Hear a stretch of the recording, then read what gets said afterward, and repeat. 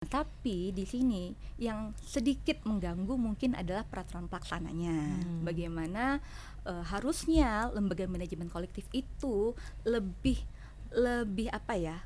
Lebih manusiawi lah. Seingat saya di tahun 2024 itu penghimpunannya sampai 70-an miliar, Bu. Gitu penghimpunan dan pendistribusiannya. Berarti kan besar sekali ya. Sangat menurut saya ya. Iya, besar.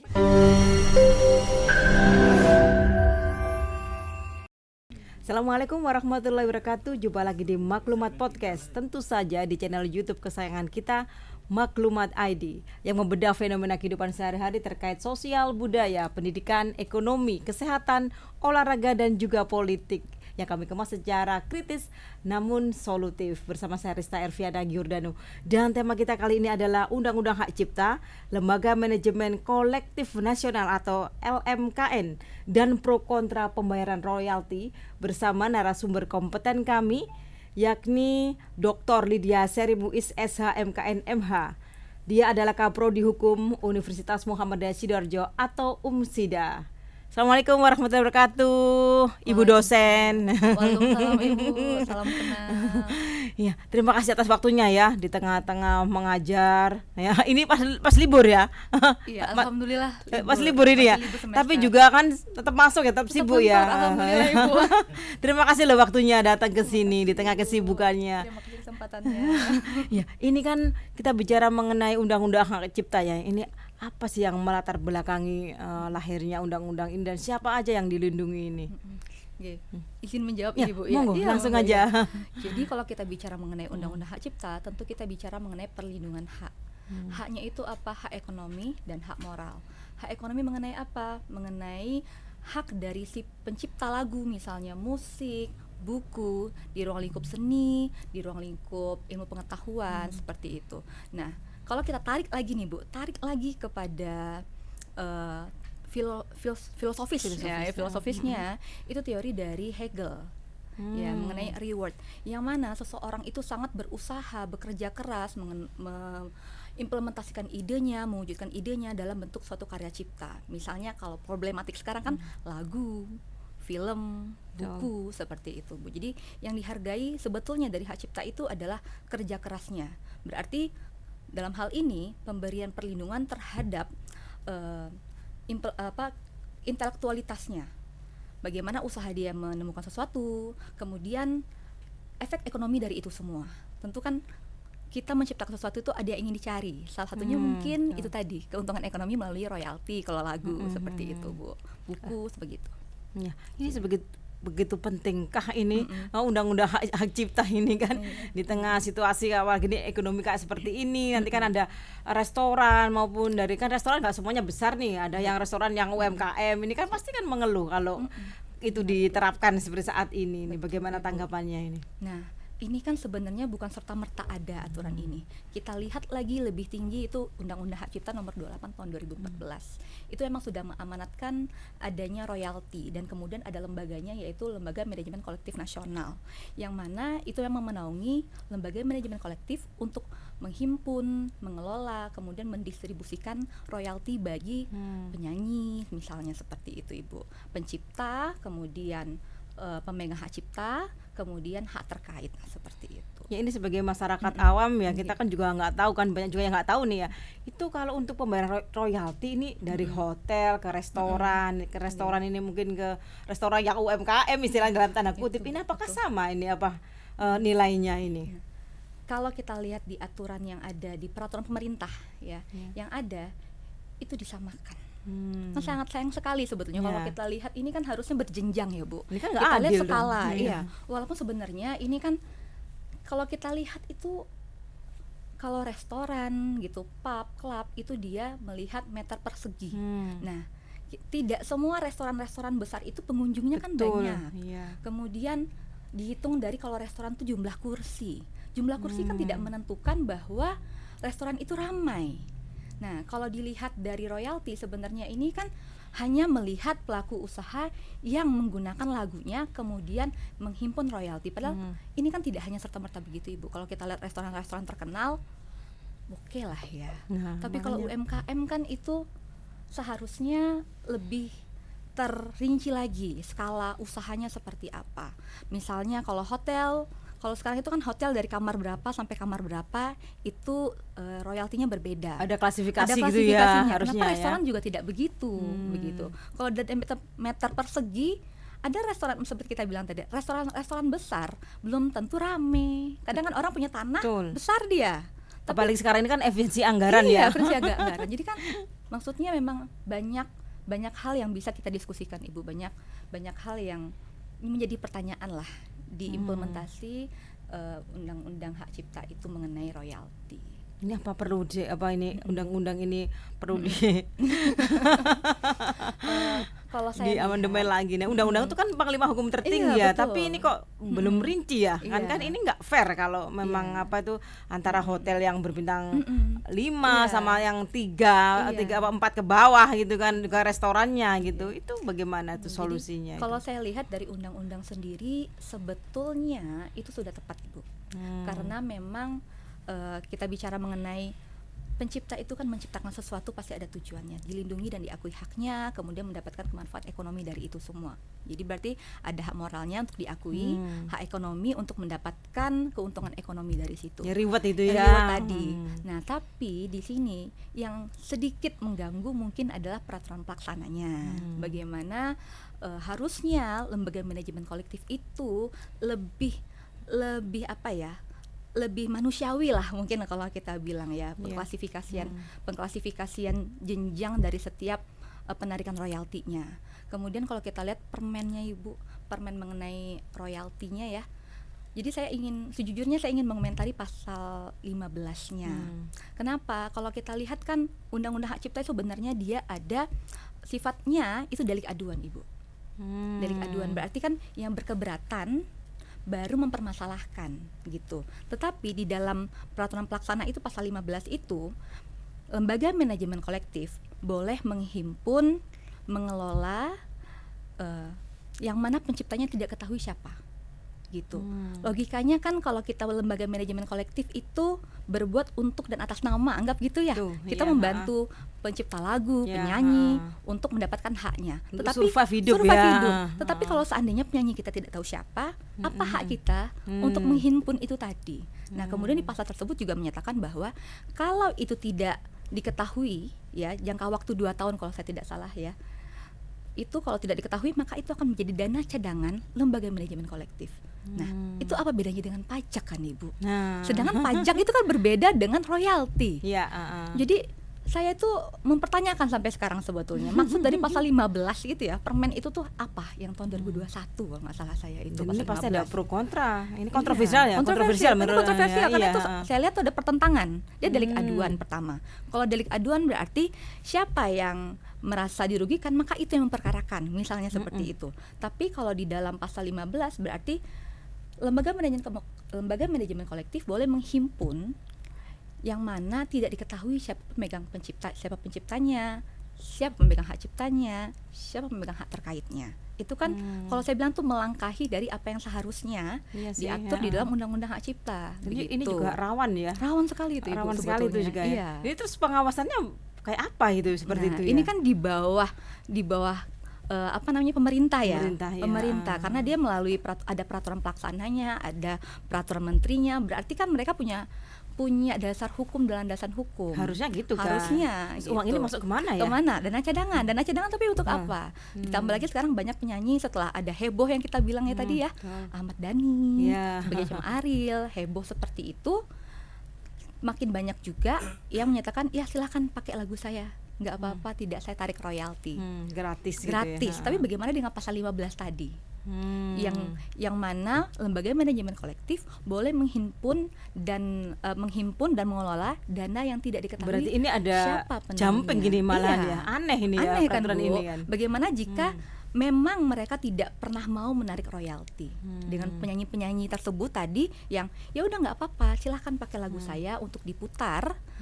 Saya tidak menginginkan royalti saya, misal seperti itu ya, Bu. Tapi di pasal 15 itu kan lembaga manajemen kolektif boleh menghimpun yang tidak diketahui penciptanya. Logikanya bagaimana mereka mau menarik tetapi dia tidak tahu siapa penciptanya, penyanyinya. Ada masalah Jadi, baru nantinya. Iya, juga. itu akan menimbulkan masalah baru kan, Bu. Berarti itu kan melangkahi yang dari namanya kewenangan yang diberikan oleh negara kepada lembaga manajemen kolektif. Gitu, Ya, kalau ini saya semoga lihat. didengar oleh pengambil kebijakan ini ya, karena ini podcast di YouTube, Iya. jadi kan bisa diakses di Bisa mana diakses aja. dimana Ini nggak saja. hanya nasional tapi juga internasional ya. Semoga Iya. didengarkan. Ini memang Didengarkan. kontroversial ini dan ini harus kontroversial. dibenahi ya, Oke. agar nggak ada saling ketimpangan ya ketimpangan. antara undang-undang hak cipta sama peraturan menteri Betul, dalam hal ini, begitu betul. ya. Logikanya itu kan kerjasama ya, Bu. Saya betul. penyanyi misalnya, atau saya pencipta lagu. Kemudian saya juga pemegang hak cipta, saya penyanyi ibaratnya. Kemudian atau saya perekamnya, berarti pemegang hak terkaitnya. Nah, apabila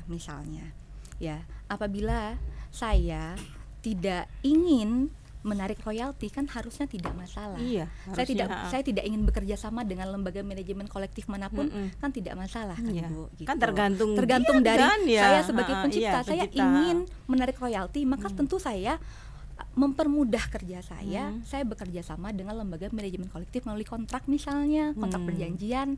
Tetapi kalau saya tidak melakukannya, pertama kan kemungkinan saya tidak mengetahui. Tapi mungkinkah, Bu, sekarang para pencipta lagu tidak mengetahui kan ada tidak lembaga mungkin ya. manajemen kolektif? Ya, dengan banyaknya berita sekarang, apalagi happening seperti sekarang Iya. kan itu, Betul. kenapa tidak semakin banyak para musisi yang mendaftarkan dirinya? Harusnya seperti itu kan, Iya, itu menguntungkan mereka penyanyi sendiri, kan begitu. Iya. Tetapi faktanya malah banyak yang menyatakan silahkan gratiskan saja, yang penting lagunya diputar. Karena mungkin menurut penyanyi pada saat lagu itu diputar, didengarkan, itu reward yang lebih besar daripada keuntungan ekonomi kan, Bu. Gitu Malah ya. menurut saya itu lebih ekonominya lebih besar mungkin daripada royalti Daripada yang royalti ditarik. yang diterima Iya. gitu ya. Karena itu kan anggap aja like, seperti marketing lah, gratis toh, Bu. Marketing gratis ya. Gratis. Itu kan kita bicara bisnis. Jadi kalau kita bicara masyarakat, kita kan tidak bisa terpaku hanya pada hukum yang berlaku saja. Betul. Ya. Hukum berlaku ini saya sudah bilang, Undang-Undang Hak Cipta mengatur sudah sangat baik. Ya, mungkin peraturan pelaksananya, implementasinya harus itu. seperti apa. Harusnya ini dikelola lebih baik lagi. Bagaimana menjalankan tugas dari lembaga manajemen Biar kolektif nggak ada itu. ketimpangan ya. Iya, kita break dulu sambil Iya. minum Kimas mineral water Iya. ini ya. Produksi dari panti asuhan Masya anak-anak Allah. panti asuhan di Panti Asuhan Kiai Haji Mas Mansur ya. Monggo silakan. Makasih, Ibu. Rinci tabira ikan.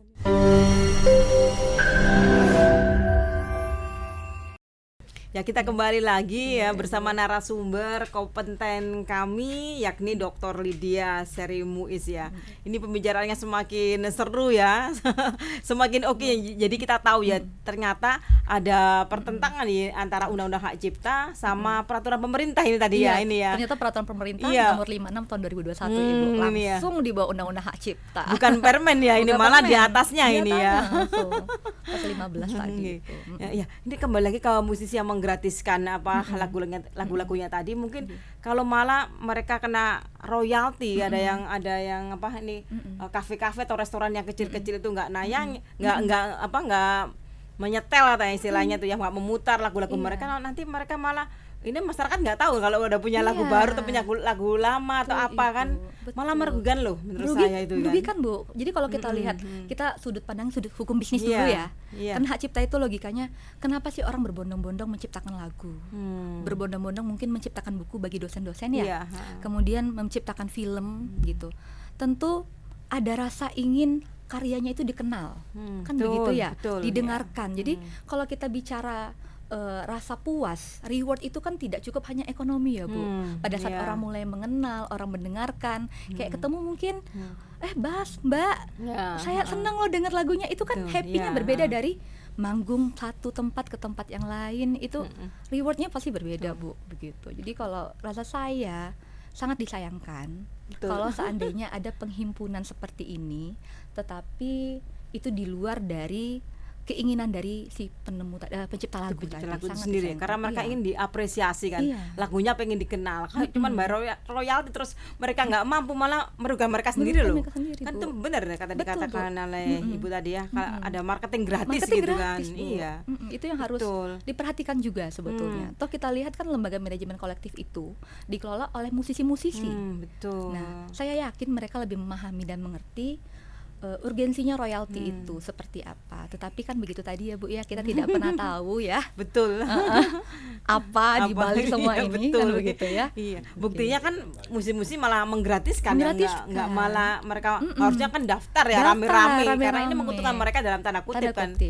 Mungkin kita lihat dari terkenalnya musisi atau tidak. Mungkin seperti Ahmad Dhani kan terkenal ya Bu. Terkenal ya. Jadi kalau lagunya kan banyak dinyanyikan secara luas dan mungkin juga malah lebih kenal menguntungkan dia kan. Lebih luas, kemungkinan itu tadi penyanyi-penyanyi tersebut, mungkin penyanyi-penyanyi besar yang menyanyikan tidak bayar royalti, itu kan ruang lingkupnya berbeda ya Bu. Pada saat kita penyanyi, kita punya karya yang dikenal, kemudian yang menyanyikan ada musisi lainnya. Mungkin musisi itu lebih terkenal secara personal ya. Nah, itu kan berarti ada perebutan inilah ya, pembagian pasar ya, mungkin. Dan tanda kutip ya. Tanda kutip ya. Kita kan melihat secara menyeluruh ini potensi-potensi yang terjadi kenapa sampai seperti itu.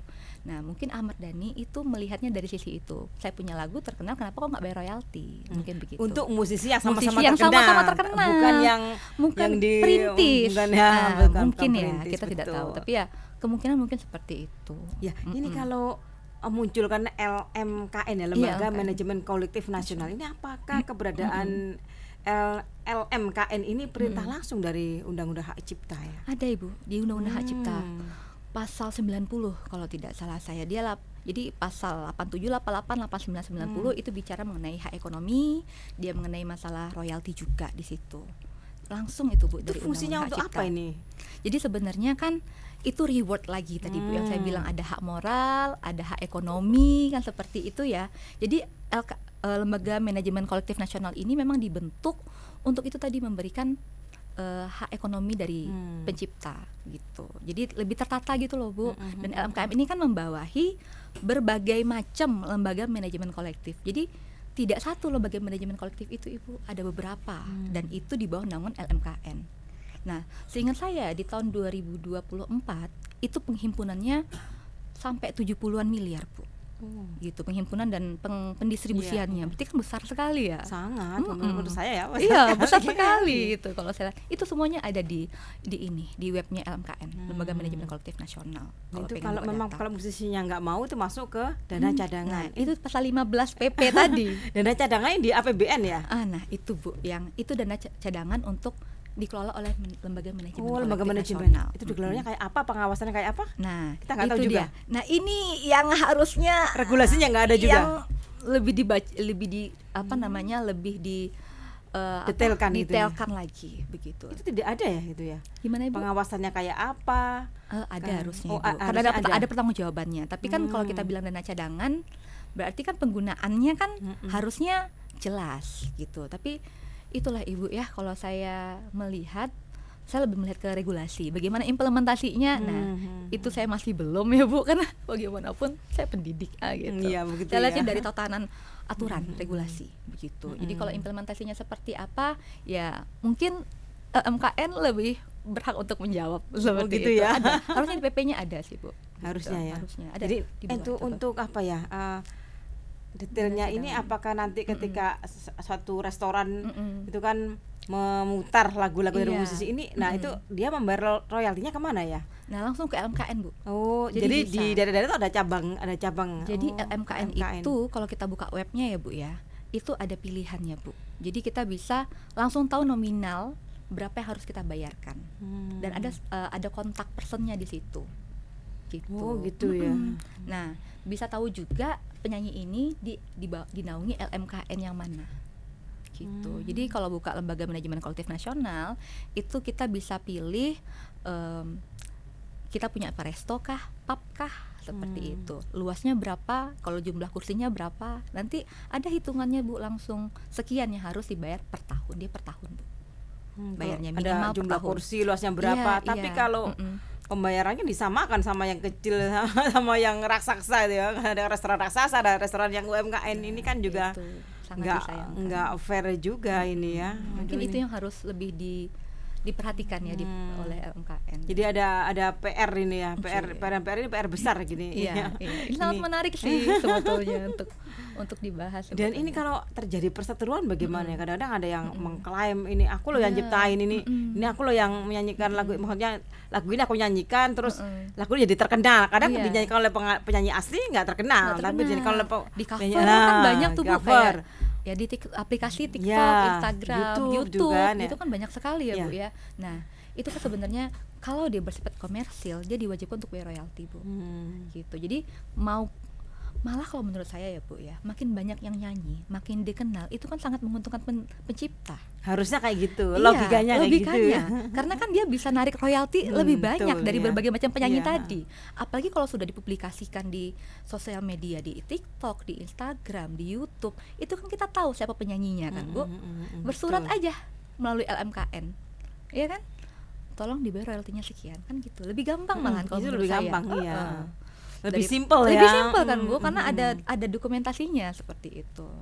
Harusnya lebih mempermudah sebetulnya. Ini kalau masyarakat juga ya harus dijelaskan juga ya apa sih itu hak cipta dan bagaimana perlindungannya ini. Iya, jadi kalau hak cipta itu dia bagian dari hak kekayaan intelektual Ibu. Dia itu berbeda dari misalnya kalau kita tahu paten, merek, itu harus didaftarkan ke DJKI. Tapi kalau khusus untuk hak cipta, dia betul-betul cukup dengan pendeklarasian saja. Pendeklarasian kan bisa dengan dinyanyikan. Nah, penyanyinya itu kan sudah ketahuan ya. Kalau kita dibuka YouTube, keterangannya kan lagu pribadi misalnya dicipta oleh, aransemen oleh. Nah, itu kan sudah bentuk publikasi ya, Bu. Gitu. Kalau ingin dicatatkan juga bisa ke DJKI, Bu. Jadi tanpa dicatatkan ke negara pun melalui pendeklarasian itu kita sudah memiliki perlindungan hak cipta dari negara. Begitu. Jadi lebih enak, Bu. Kalau misalnya kita bicara hak cipta kan kita tidak hanya bicara mengenai lagu ya. Ada buku. Kalau buku kan ada penciptanya namanya di bawah. Kalau kita pelukis, di lukisan itu biasanya ada tandanya. Kalau kita ciptain lagu, ada itu aransemennya siapa, malah lebih rinci kalau lagu kan Bu. Perekamnya siapa, jadi penciptanya siapa, pemegang haknya siapa, hak terkaitnya siapa tuh jelas kalau terpublikasi. Jadi kalau ini kalau lagu ini penciptanya ya. Penciptanya. Jadi ada 3 sebetulnya Ibu diberikan tuh, pertama hak penciptanya, kedua pemegang hak cipta, ketiga hak terkait. Ini gitu. Kalau apa sih bedanya penciptanya sama pemegang hak cipta itu? Apa bedanya itu? Jadi ya? Kalau pencipta itu yang nulis lirik misalnya kayak gitu, notasi sebagai macam. Kalau pemegang hak cipta itu yang memegang Bu. Bisa jadi kalau kita punya lagu nih, kalau kita nyanyiin mungkin kurang terkenal ya mungkin. Terus kita jual lagunya, orang yang menyanyikan. Nah, tapi kan penciptanya tetap saya. Tapi pemegang haknya untuk mempublikasikan pencipta penyanyi yang itu mempopulerkan itu ya, walaupun dia bukan penciptanya itu pemegang hak cipta Bu. Nah kalau hak terkait misalnya yang merekam pertama kali merekam kemudian kan diputar itu memiliki hak terkait namanya Bu, dan penampil. Jadi kalau saya menyanyikan pertama kali, nah itu bisa saya dapat hak terkait gitu Bu, walaupun saya bukan pencipta. Jadi banyak Bu ininya. Kita jadi tahu nih ya sahabat Maklumat Podcast bedanya pencipta sama pemegang hak cipta sama hak terkait ini ya. Hak terkait untuk itu. Terima kasih banyak ini ilmunya ya. Nanti kita lanjutkan lagi di setelah jeda berikut ini. Minum dulu Kimas Mineral Water biar malah semangat, malah berstamina. Ya, Bu. Terima kasih.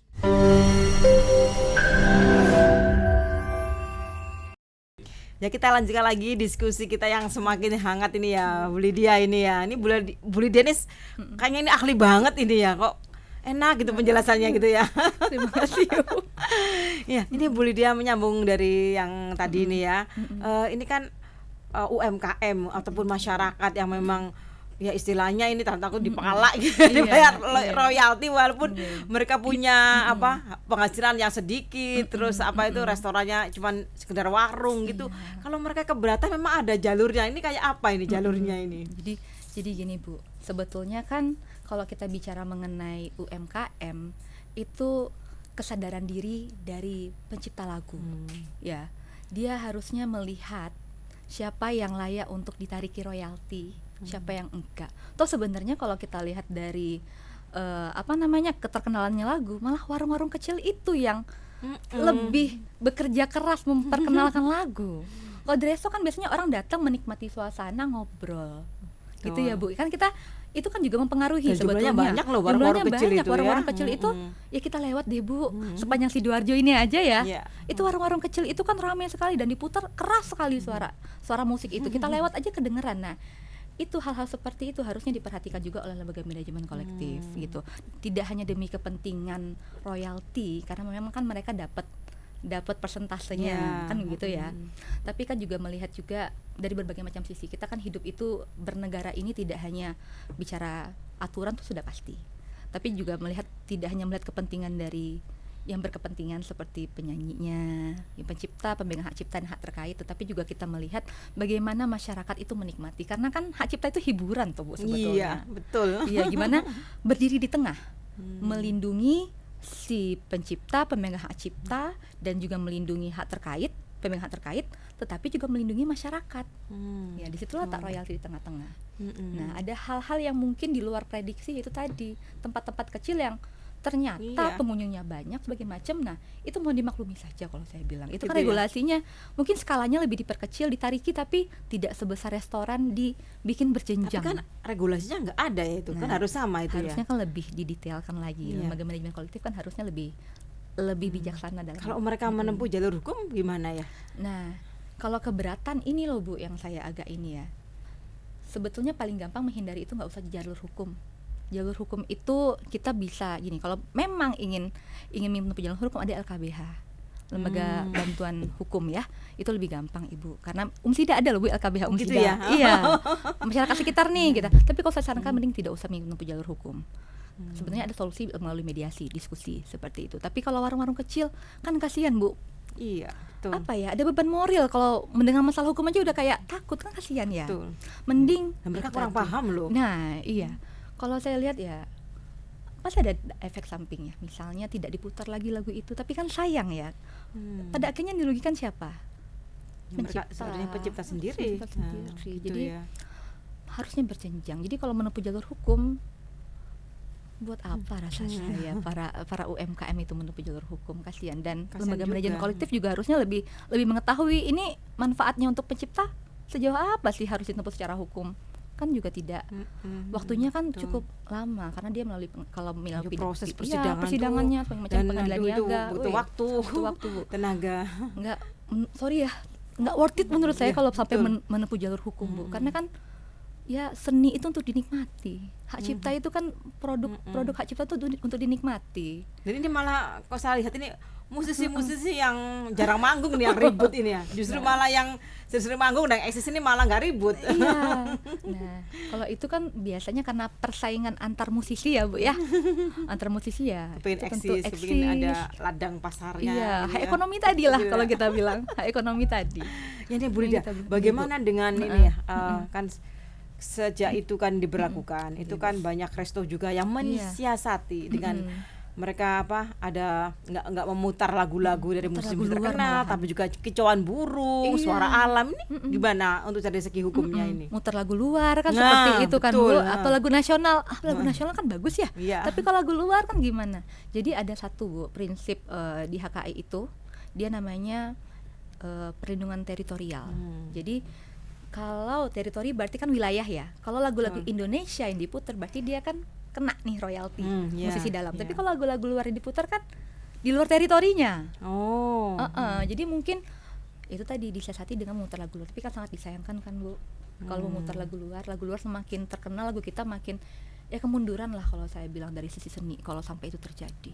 Dan udah terjadi ya dengan kicauan burung, suara alam, dan ini kalau ada maksudnya itu konsumen yang Gen Z atau Gen Alpha, orang malas kicauan burung sama suara alam, malas banget itu. Bu. Kita aja yang generasi udah nggak tahu apa disebutnya, kalau dari saya sendiri udah generasi udah tua ini udah nggak malas lah gitu aja, apalagi yang anak-anak muda gitu. Anak-anak muda kan nikmatin suasana ya Bu, makan tuh bukan hanya sekedar nongkrong ngobrol, tapi menikmati suasana. Tapi suasananya kalau sudah tidak semenarik biasanya, apalagi kalau ditambah di billnya, kemarin saya lihat itu di billnya udah nambah royalti Bu, hak cipta untuk musisi. Nah itu kan makin males ya orang mau ke restoran ya.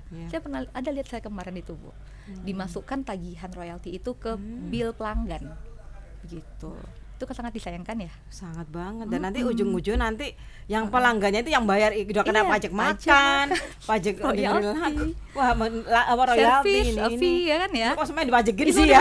Kayak gini orang makan Makanya nggak seberapa. betul. Dan orang makannya nggak semuanya Iya, mampu. Makanya mampu. orang-orang kaya atau orang yang makan di restoran besar kan enggak. Iya, itu kan lagi-lagi kan harus diklasifikasi kan ya Bu ya. Harusnya itu. Pubnya, pub, restoran gitu. Kayak penerbangan gitu-gitu kan juga hotel. Itu kan harus ada klasifikasi. Ini kalau DPR bisa lolos ya, kok bisa didok sih? Padahal ini nggak apa, perintil-perintilannya masih banyak ya, Itu dan butuh lebih detail sebetulnya supaya ada aspek sosialnya lah kalau kita bilang seharusnya hal-hal seperti ini. Betul, Jadi ya. tidak hanya melihat ekonomi saja, tetap ada nilai sosialnya demi masyarakat lah kalau kita bilang. Itu kan undang-undang hak cipta lagi itu tuh berdiri di tengah. Gimana melindungi hak si pencipta tadi, tapi juga memberikan haknya masyarakat untuk menikmati karya-karya cipta tadi. ya, tapi kalau nggak Iya, jelas kayak nggak gini jelas. juga Gimana Bu? juga rawan nanti ada rawan Iya. gugatan juga sih. Tapi kalau dan ini pun berakibat berkurangnya mungkin lagu-lagu baru, film-film baru, lagu-lagu baru deh Bu kita bicara. Kenapa? Kalau semua diroyaltikan, akhirnya kan males Bu. Jadi ini mengangkat kreativitas dong. Iya, sebetulnya kan jatuhnya begitu. Kalau kita mau buka lagi lebih luas, Lebih lebih luas besar, gitu ya. itu kalau mau kita perlebar itu berbagai aspek tuh bisa ini Bu. Gitu. Kalau kita kerucutkan ya tujuannya memang kan sebetulnya memberikan hak ekonomi terhadap pencipta, pemegang hak cipta dan hak terkait. Nah, itu dia. Tapi memang kurang detail, Iya, regulasinya kurang, iya. ini perintil-perintilan itu ternyata masih ada, dan masih ada yang tadi ketimbangan ya antara peraturan pemerintah sama undang-undang hak cipta ini Iya, ya. dia delik aduan soalnya Bu. Jadi yang ya harusnya ada perjanjian lah gitu. Tidak bisa menarik begitu saja tanpa adanya kuasa dari pencipta lagu kan gitu logikanya. Harusnya gitu ya. Iya. Oh, jadi ini Pasal harus 15 tadi. dilibatkan. Dan kalau ini yang mau ya pencipta lagu yang mau, Yang mau kan, yang mau. Ada mendatangi. juga kan yang nggak mau. Nah, itu Iya. juga harus jelas juga aturannya Bagaimana ya. dengan yang mendeklarasikan kalau dia tidak mau royalti, silakan Seperti pakai lagu Ahmad saya. Dhani ini kan, Iya. silakan gitu. Kan kalau dia mau emang haknya dia ingin hak ciptanya dibayar, royaltinya dibayarkan, ya nggak apa-apa.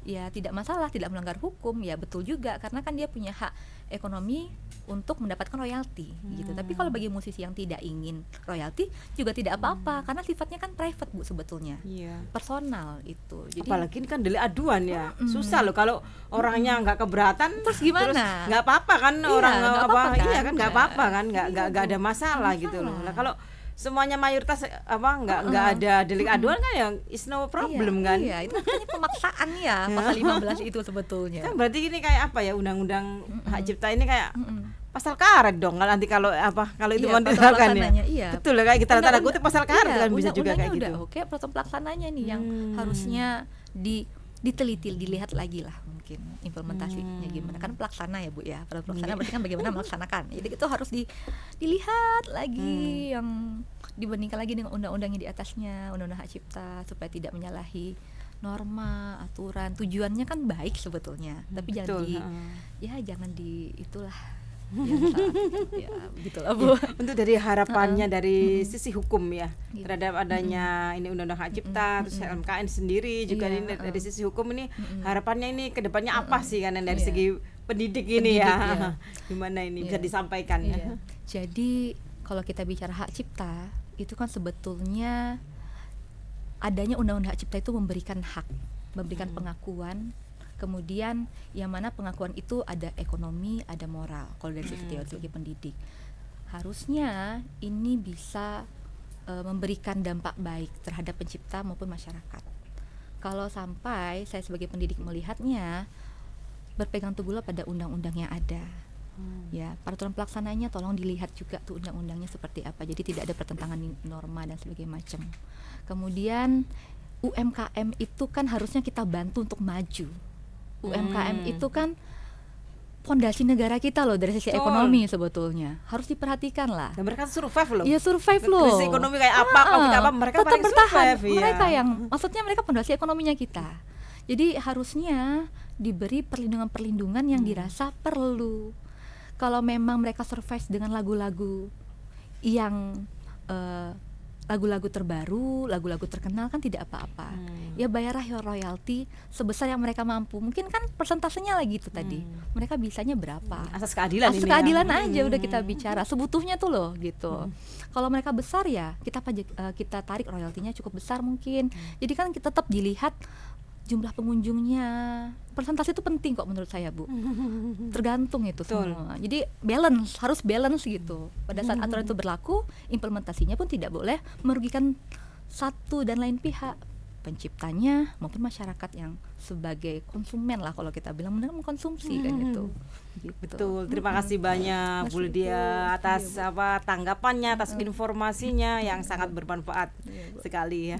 Ya demikian Maklumat Podcast kali ini, dan jangan lupa tonton terus di channel kesayangan kita Maklumat ID. Jangan lupa pula share, like, komen, dan juga subscribe. Saya Rista Ervena Giordano. Wassalamualaikum warahmatullahi wabarakatuh. Sampai jumpa. Waalaikumsalam warahmatullahi wabarakatuh.